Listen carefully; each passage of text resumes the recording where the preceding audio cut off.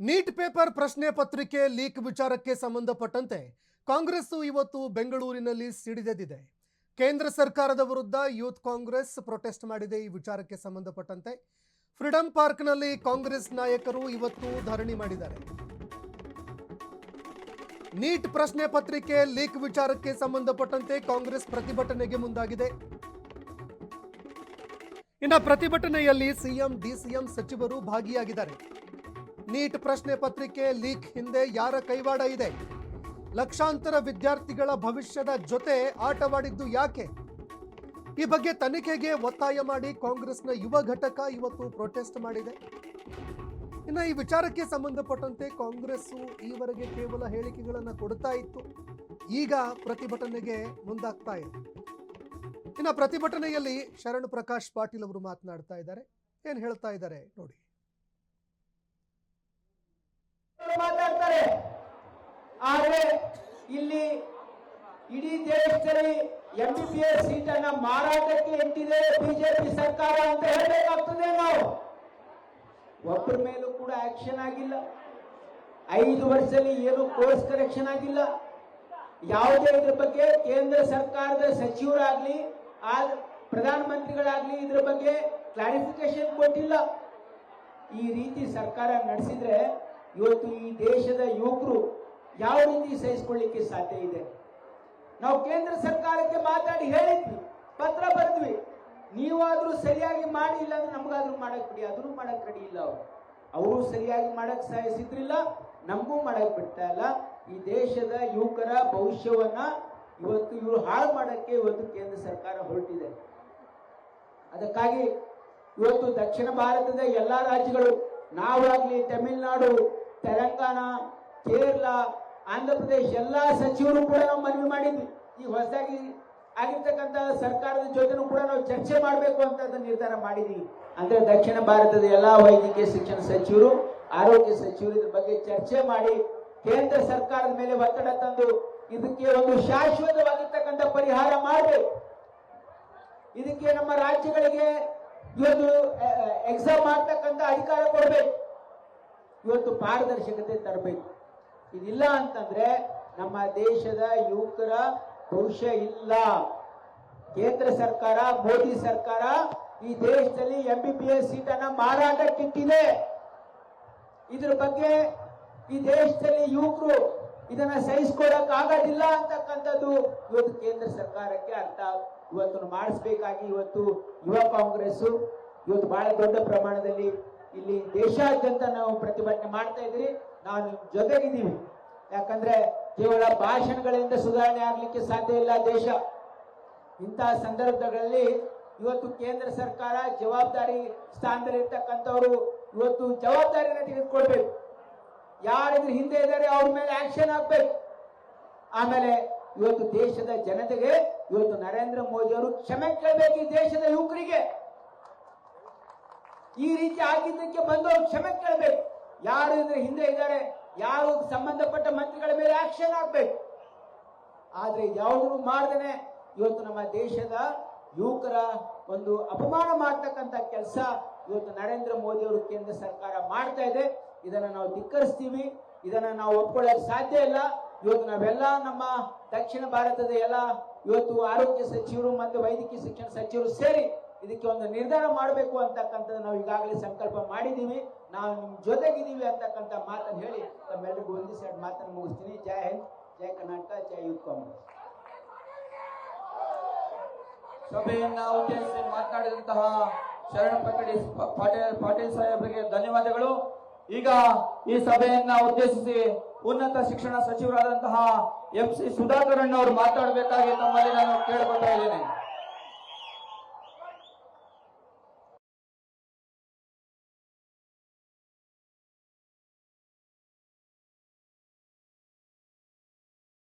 ನಾಯಕರು ಮಾತನಾಡ್ತಾ ಇರುವಂತದ್ದನ್ನ ಕೇಳಿಸ್ಕೊಳ್ತಾ ಇದ್ರಿ ನೋಡಿ.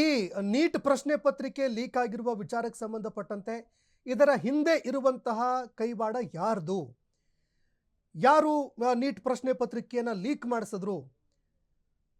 ಜೊತೆಗೆ ಇದರ ಕಿಂಗ್ ಫಿನ್ಗಳು ಯಾರಿದ್ದಾರೆ ಅವರು ಅರೆಸ್ಟ್ ಆಗಬೇಕು. ಮೊದಲು ಅವರ ವಿರುದ್ಧ ಕಠಿಣ ಕ್ರಮ ಆಗಬೇಕು. ಏನೋ ಸಣ್ಣ ಪುಟ್ಟ ವ್ಯಕ್ತಿಗಳನ್ನು ಕೆಲವರನ್ನು ಮಾತ್ರ ಅರೆಸ್ಟ್ ಮಾಡಿ ಅವರ ವಿರುದ್ಧ ಕ್ರಮ ಕೈಗೊಳ್ತೀನಿ ಅಂದ್ರೆ ಆಗಲ್ಲ. ಪ್ರಶ್ನೆ ಪತ್ರಿಕೆ ಸೋರಿಕೆಯ ವಿಚಾರವಾಗಿ ರಾಜಭವನ ಚಲನ ಅಂತಕ್ಕಂಥ ಕಾರ್ಯಕ್ರಮದ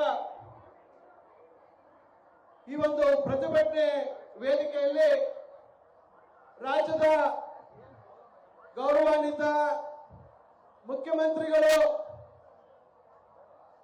ರಾಜ್ಯದಲ್ಲಿ ದಾಖಲೆ ಸಮಯ ಮುಖ್ಯಮಂತ್ರಿ ಸ್ಥಾನವನ್ನು ಬಹಳ ಯಶಸ್ವಿಯಾಗಿ ನಿರ್ವಹಿಸ್ತಾ ಇರ್ತಕ್ಕಂಥ ಮಾನ್ಯ ಮುಖ್ಯಮಂತ್ರಿಗಳಾಗಿರ್ತಕ್ಕಂಥ ಸನ್ಮಾನ್ಯ ಸಿದ್ದರಾಮಯ್ಯ ಸಾಹೇಬ್ರೆ, ವೇದಿಕೆಯಲ್ಲಿ ಇರ್ತಕ್ಕಂಥ ರಾಷ್ಟ್ರೀಯ ಯುವ ಕಾಂಗ್ರೆಸ್ನ ಅಧ್ಯಕ್ಷರಾಗಿರ್ತಕ್ಕಂಥ ಉದಯ ಭಾನು ಅವರೇ, ವೈದ್ಯಕೀಯ ಶಿಕ್ಷಣ ಸಚಿವರಾಗಿರ್ತಕ್ಕಂಥ ಶರಣ್ ಪ್ರಕಾಶ್ ಪಾಟೀಲ್ ಅವರೇ, ಪರಿಸರ ಮತ್ತು ಅರಣ್ಯ ಇಲಾಖೆಯ ಸಚಿವರಾಗಿರ್ತಕ್ಕಂಥ ಈಶ್ವರ್ ಖಂಡ್ರೆ ಅವರೇ, ಮತ್ತೊಬ್ಬ ಸಚಿವ ಸ್ನೇಹಿತರು ಆತ್ಮೀಯರಾಗಿರ್ತಕ್ಕಂಥ ಬೈತಿ ಸುರೇಶ್ ಅವರೇ, ಹಾಗೂ ಇದೀಗ ತಾನೇ ಸಭೆಗೆ ಆಗಮಿಸಿರ್ತಕ್ಕಂಥ ಅಖಿಲ ಭಾರತ ಕಾಂಗ್ರೆಸ್ ಪಕ್ಷದ ಪ್ರಧಾನ ಕಾರ್ಯದರ್ಶಿಗಳು, ಕರ್ನಾಟಕದ ಉಸ್ತುವಾರಿ ಆಗಿರ್ತಕ್ಕಂಥ ಸನ್ಮಾನ್ಯ ರಣದೀಪ್ ಸಿಂಗ್ ಸುರ್ಜೇವಾಲಾ ಅವರಿಗೆ ಕಾರ್ಯಕ್ರಮಕ್ಕೆ ಹೃದಯಪೂರ್ವಕವಾದಂತಹ ಸ್ವಾಗತವನ್ನ ಕೋರಲಿಕ್ಕೆ ಬಯಸ್ತೇನೆ.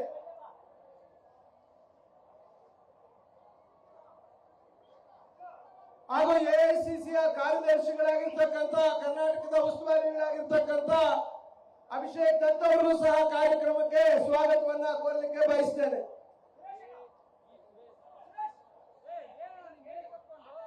ವೇದಿಕೆಯಲ್ಲಿ ಉಪಸ್ಥಿತರಿರ್ತಕ್ಕಂಥ ಹಿರಿಯರಾಗಿರ್ತಕ್ಕಂಥ ಶ್ರೀ ರಮನಾಥ್ ರೈ ಅವರೇ, ಸ್ನೇಹಿತರು, ಶಾಲಾ ಶಿಕ್ಷಣ ಸಾಕ್ಷರತಾ ಸಚಿವರಾಗಿರ್ತಕ್ಕಂಥ ಮಧು ಬಂಗಾರಪ್ಪ ಅವರೇ, ಹಿರಿಯರಾಗಿರ್ತಕ್ಕಂಥ ಉಗ್ರಪ್ಪ ಅವರೇ, ಹಾಗೂ ವೇದಿಕೆಯಲ್ಲಿ ಉಪಸ್ಥಿತರಿರ್ತಕ್ಕಂಥ ಎಲ್ಲ ನಮ್ಮ ಯುವ ಕಾಂಗ್ರೆಸ್ನ ಎಲ್ಲ ಗೌರವಾನ್ವಿತ ಸದಸ್ಯರೇ, ಪದಾಧಿಕಾರಿಗಳೇ, ರಾಜ್ಯದ ಯುವ ಕಾಂಗ್ರೆಸ್ನ ಅಧ್ಯಕ್ಷರು, ಆತ್ಮೀಯ ಗೆಳೆಯರಾಗಿರ್ತಕ್ಕಂಥ ಮಂಜುನಾಥ್ ಗೌಡ್ರೆ, ಹಾಗೂ ಇಲ್ಲಿ ಅಪಾರ ಸಂಖ್ಯೆಯಲ್ಲಿ ಸೇರಿರ್ತಕ್ಕಂಥ ಯುವ ಕಾಂಗ್ರೆಸ್ನ ಎಲ್ಲ ನನ್ನ ಆತ್ಮೀಯ ಸ್ನೇಹಿತರೇ, ಸೋದರಿಯರೇ ಮತ್ತು ಎಲ್ಲ ಕಾಂಗ್ರೆಸ್ ಪಕ್ಷದ ನಿಷ್ಠಾವಂತ ಕಾರ್ಯಕರ್ತ ಬಂಧುಗಳೇ ಮತ್ತು ಮಾಧ್ಯಮ ಮಿತ್ರರೇ, ಈಗಾಗಲೇ ಮಾತಾಡಿದಂತ ಎಲ್ಲರೂ ಇವತ್ತು ಕೇಂದ್ರ ಸರ್ಕಾರದ ವೈಫಲ್ಯದ ಬಗ್ಗೆ ಮಾತಾಡುದು.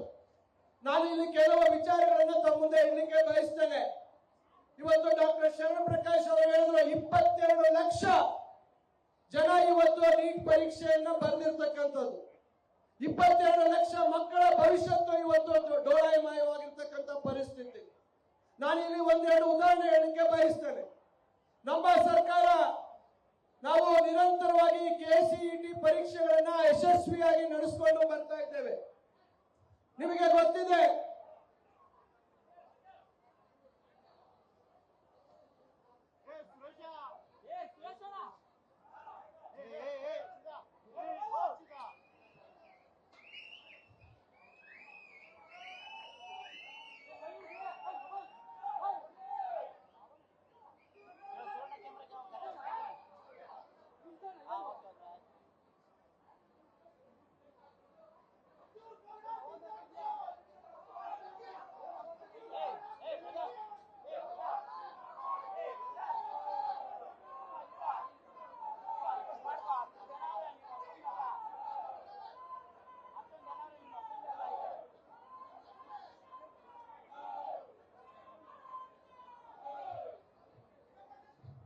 ಕಾರ್ಯಕರ್ತ ಮಿತ್ರರೇ, ಇವತ್ತು ನಾವು ವಿದ್ಯಾರ್ಥಿಗಳ ಹಕ್ಕಿಗಾಗಿ ಹೋರಾಡಲು ಇಲ್ಲಿ ನೆರೆದಿದ್ದೇವೆ.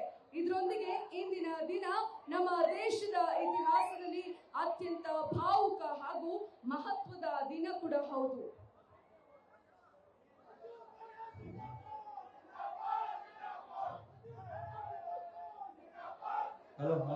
ವಿದ್ಯಾರ್ಥಿಗಳ ಭವಿಷ್ಯದಲ್ಲಿ ಚೆಲ್ಲಾಟ ಮಾಡುವ ಕೇಂದ್ರ ಸರ್ಕಾರಕ್ಕೆ ಧಿಕ್ಕಾರ,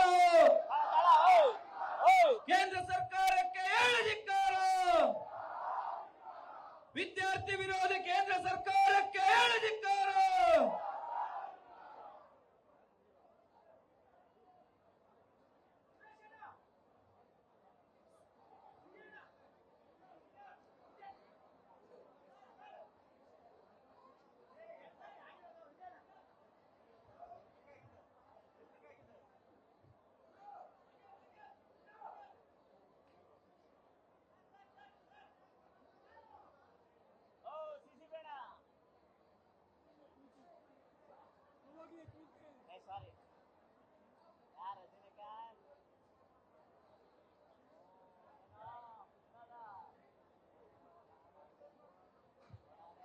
ಸಂಬಂಧಪಟ್ಟಂತೆ ಅಧಿಕೃತವಾಗಿ ಕೆಲವು ಟಿ ಶರ್ಟ್ಗಳನ್ನು ಕೂಡ ಈಗ ಬಿಡುಗಡೆ ಮಾಡಿದೆ ಯೂತ್ ಕಾಂಗ್ರೆಸ್ಸು.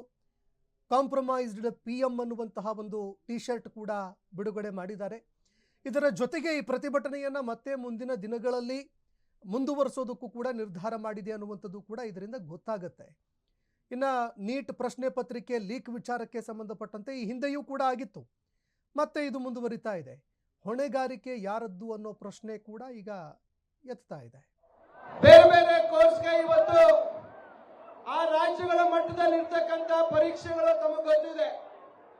ಇದು ನಾವು ನಮ್ಮ ರಾಜ್ಯದಲ್ಲಿ ಇರ್ತಕ್ಕಂಥ PUC ಅಥವಾ 11ನೇ ಮತ್ತು 12ನೇ ತರಗತಿಯ ಫಲಿತಾಂಶ ಅದರ ಅಂಕಗಳು ಇವತ್ತು ಅದನ್ನು ಪರಿಗಣನೆಗೆ ತೆಗೆದುಕೊಳ್ಳೋದಿಲ್ಲ. ಕೇವಲ ನೀಟ್ ಪರೀಕ್ಷೆಯ ಅಂಕಗಳ ಮೇಲೆ ಇವತ್ತು ವೈದ್ಯಕೀಯ ಸೀಟ್ ಅನ್ನ ಕೊಡ್ತಕ್ಕಂಥ ವ್ಯವಸ್ಥೆ ಜಾರಿ ಆದ್ಮೇಲೆ ಇಡೀ ದೇಶದಲ್ಲಿ ಒಂದು ದೊಡ್ಡ ಒಂದು ಬದಲಾವಣೆ ನಾವು ನೋಡಿದ್ವಿ. ಏನಂದ್ರೆ ನೀಟ್ಗಾಗಿ ಪ್ರತ್ಯೇಕವಾಗಿ ಕೋಚಿಂಗ್ ಸೆಂಟರ್ಗಳು ಪ್ರಾರಂಭ ಆಗಿರ್ತಕ್ಕಂಥದ್ದು. ನಾಯಿ ಕೊಡೆಗಳಂತೆ ಇಡೀ ದೇಶದಲ್ಲಿ ಕೋಚಿಂಗ್ ಸೆಂಟರ್ಗಳು ಪ್ರಾರಂಭ ಆಗಿದೆ. ಬಹಳಷ್ಟು ಜನ ಮಕ್ಕಳು ವೈದ್ಯಕೀಯ ಸೀಟು ಅಥವಾ ವೈದ್ಯಕೀಯ ಶಿಕ್ಷಣ ಪಡಿಲೇಬೇಕು ಅಂತಕ್ಕಂಥ ದೃಷ್ಟಿಯಲ್ಲಿ ಅವರು 1 ವರ್ಷ ಅವರು PUC ಅಥವಾ 12ನೇ ತರಗತಿ ಆದ್ಮೇಲೆ ಅದನ್ನು ರಾತ್ರಿ ಆ ನೀಟ್ ಕೋಚಿಂಗ್ ಸೆಂಟರ್ ಅಲ್ಲಿ ಸಮಯವನ್ನ ಕಳೀತಾ ಇರ್ತಕ್ಕಂಥದ್ದನ್ನ ನಾವು ನೋಡ್ತಾ ಇದ್ದೇವೆ. ಕೆಲವರು ಈಗಾಗಲೇ ಶರಣ ಪ್ರಕಾಶ್ ಹೇಳಿದ್ರು 1,27,000 ಸೀಟು ಮೆಡಿಕಲ್ ಸೀಟ್ ಇವತ್ತು ದೇಶದಲ್ಲಿದ್ರೆ 22 ಲಕ್ಷ ಜನ ವಿದ್ಯಾರ್ಥಿಗಳು ಇವತ್ತು ಪರೀಕ್ಷೆಯನ್ನ ಬರೀತಾ ಇರ್ತಕ್ಕಂಥದ್ದು ಆಗ್ತಾ ಇದೆ. ಎಷ್ಟು ದೊಡ್ಡ ಮಟ್ಟದಲ್ಲಿ ಇವತ್ತು ವೈದ್ಯಕೀಯ ಶಿಕ್ಷಣದ ಬಗ್ಗೆ ಮಕ್ಕಳು ತಮ್ಮ ಶ್ರಮ ಹಾಕ್ತಾರೆ ಅಂತಕ್ಕಂಥದ್ದನ್ನ ನಾವು ಗಮನಿಸಬೇಕು. ಏನ್ ಇತ್ತೀಚೆಗೆ ಬಂದಿರತಕ್ಕಂಥ ವರದಿ ನೋಡಿದಾಗ ಯಾರು ಕೋಚಿಂಗ್ ಸೆಂಟರ್ ಅನ್ನ ನಡೆಸ್ತಾರೆ ಇವತ್ತು ಅವರು ಈ ಪ್ರಶ್ನೆ ಪತ್ರಿಕೆ ಸೋರಿಕೆಯಲ್ಲಿ ಭಾಗಿಯಾಗಿರ್ತಕ್ಕಂಥದ್ದು ವಿಚಾರ ತಮಗೆ ಗೊತ್ತಾಗ್ತಾ ಇದೆ. ಇದು ದೊಡ್ಡ ದಂಧೆ ಆಗಿದೆ. ಇವತ್ತು ಕೋಚಿಂಗ್ ಸೆಂಟರ್ಗಳನ್ನ ನೋಡಿದಾಗ ಇದು ದೊಡ್ಡ ದಂಧೆಯಾಗಿ ಪರಿವರ್ತನೆ ಆಗಿದೆ. ನಾನು ಹೇಳುವಂತದ್ದು ಇಷ್ಟೇ, ಏನು ಹಿಂದೆ ವ್ಯವಸ್ಥೆ ಇತ್ತು, ಯಾವ ರೀತಿ ಆ ರಾಜ್ಯಗಳಿಗೆ ಪರೀಕ್ಷೆ ಮಾಡತಕ್ಕಂತ ಜವಾಬ್ದಾರಿ ಇತ್ತು, ಆ ಜವಾಬ್ದಾರಿಯನ್ನ ಪುನರ್ ಸ್ಥಾಪನೆ ಮಾಡಬೇಕಾಗತ್ತೆ. ನಮ್ಮ ದ್ವಿತೀಯ PUC ಅಥವಾ ಅದರ ಈಕ್ವಲೆಂಟ್ 12th ಗ್ರೇಡ್